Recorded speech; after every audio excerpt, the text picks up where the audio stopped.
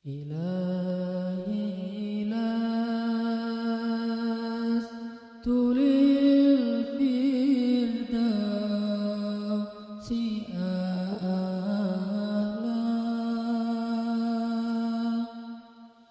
ولا أقوى على النار الجحيم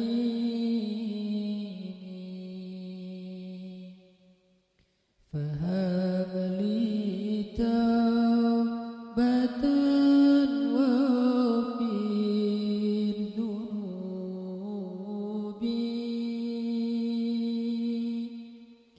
فإنك غافر الذنب العظيم.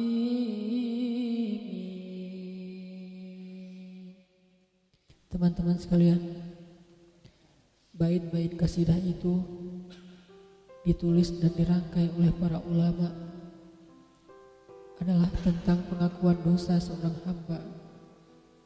Ketika seorang hamba berada di puncak penyesalan dan merasa tahu diri bahwa dia adalah seorang hamba yang kotor, sehingga dia mengatakan, Ilahi lastu lil firdausi ahla.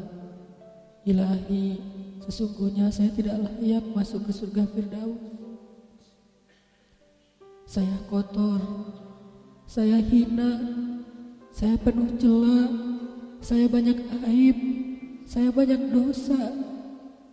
Sangat tidak layak saya masuk ke surga Firdaus-Mu ya Allah. Tidak ada satupun amal yang bisa saya banggakan sehingga menjadi jalan bagi saya masuk ke surga Firdaus-Mu ya Allah. Kita harus merasa diri kita rendah di hadapan Allah. Itulah kenapa kita sujud. Dan Allah suka kepada orang yang merendahkan diri di hadapannya. Itulah kenapa Allah suka kepada hamba yang bersujud. Seandainya pintu surga itu terbuka dengan kunci amal solih, saya tidak punya kuncinya ya Allah. Saya beramal solih tetapi belum layak untuk membuka pintu surga.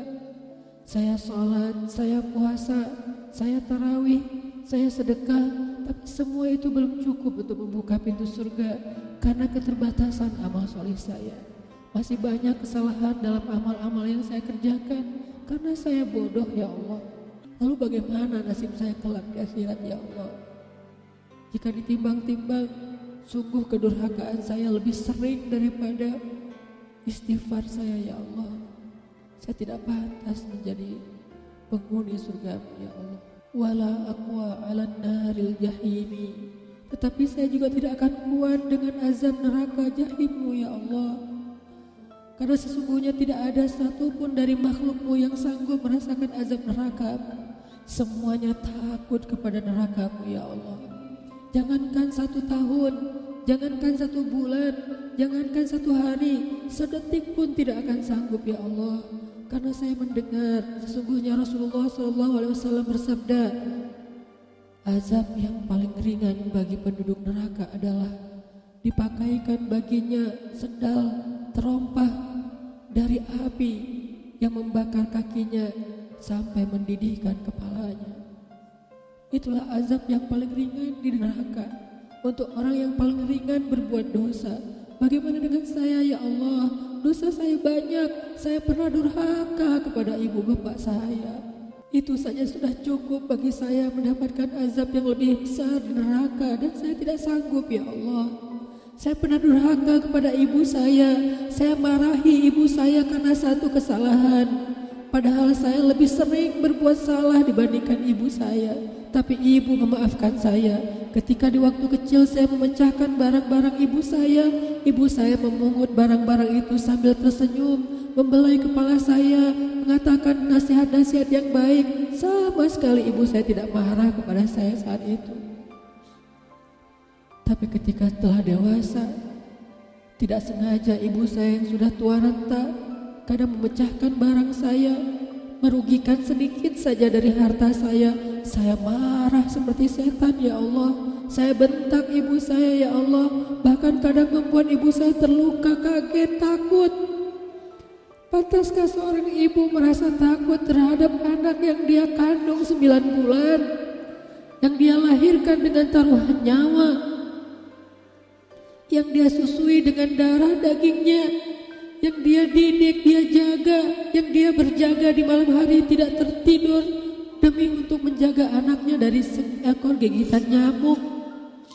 Pantaskah ibu merasa takut terhadap anaknya sendiri? Cukup satu dosa besar saja durhaka kepada ibu membuat saya pantas masuk api neraka. Belum lagi dosa saya kepada ayah. Ketika saya berdebat habis-habisan di hadapan ayah saya, hanya ketika ayah saya menasihati saya dengan satu nasihat sederhana, saya debat ia, seolah-olah wawasan saya lebih banyak, ilmu saya lebih banyak, pergaulan saya lebih luas, pendidikan saya lebih tinggi. Padahal semua itu saya dapatkan hasil dari perjuangan dan pengorbanannya. Ketika keduanya sudah menjadi tua dan lemah, kadang keduanya rindu kepada saya, ya Allah. Mereka memberi kami pesan, ya Allah. Mereka bertanya, bagaimana kabarmu anakku? Tapi kami tidak peka. Hati kami tertutup dengan ego dan sombong. Kami tidak bisa membaca teks itu dari perasaan mereka. Kami hanya membaca teks mereka dan tidak segera membalasnya. Kami anggap teks dari orang tua kami tidak penting, masih bisa ditunda untuk dijawab nanti sore. Padahal mereka sedang kangen, sedang rindu kepada kami, ya Allah. Mereka tidak mengatakan kami rindu kepadamu, wahai anakku, karena mereka tahu kalimat itu akan mengganggu kami. Kalimat itu akan menjadikan hari kami tidak lagi mudah. Kalimat itu akan merusak konsentrasi kami dalam bekerja. Kalimat itu akan menghalangi banyak urusan kami, sehingga mereka menahan diri. Mereka hanya bertanya, apa kabar kami? Lalu kapan kami berbakti kepada mereka, ya Allah? Sampai seusia ini kami masih merepotkan mereka, ya Allah. Kapan kami akan berbakti kepada mereka? Rasanya kami lupa. Entah kapan kami pernah memijat kaki mereka setelah mereka seharian bekerja.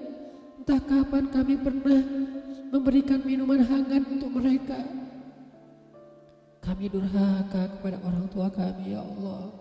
Bahkan setelah mereka wafat, kami lupa mendoakan mereka di dalam sholat kami. Harusnya kami disiksa di api neraka, tetapi kami tidak kuat, ya Allah. Belum lagi durhaka, kedurhakaan kami yang lain, dosa-dosa besar kami yang lain. Kami pernah bermaksiat kepadamu diam-diam, ya Allah. Kami pernah berbuat dosa diam-diam, dan padahal kami tahu itu dosa besar. Tapi kami tidak peduli, kami tidak takut kepadamu. Seolah-olah ancamanmu itu hanyalah mitos, seolah-olah ancamanmu itu hanyalah fiktif, seolah-olah apa yang kau firmankan di dalam Al-Quran itu tidak benar-benar ada. Kami sombong menantangmu dengan berbuat dosa. Banyak dosa yang kami tidak bisa menyebutkan satu persatu, ya Allah. Keluh lidah kami untuk menyebutkan dosa-dosa kami, ya Allah. Malu untuk menyebutkan dosa-dosa kami, ya Allah. Tidak ada yang bisa kami harapkan darimu selain Engkau terima taubat kami, ya Allah. Fahabli taubatan, beri kami taubat yang nasuha, ya Allah. Terima taubat kami, ya Allah. Kami belum berani meminta surgamu, kami juga tidak akan kuat dengan nerakamu. Kami meminta, terimalah taubat kami, penyesalan kami, janji kami untuk kembali kepadamu, memperbaiki diri. Teman-teman sekalian, mari kita baca bait itu dengan penyesalan. Kita baca bait itu seolah-olah kita sedang curhat kepada Allah Subhanahu wa taala.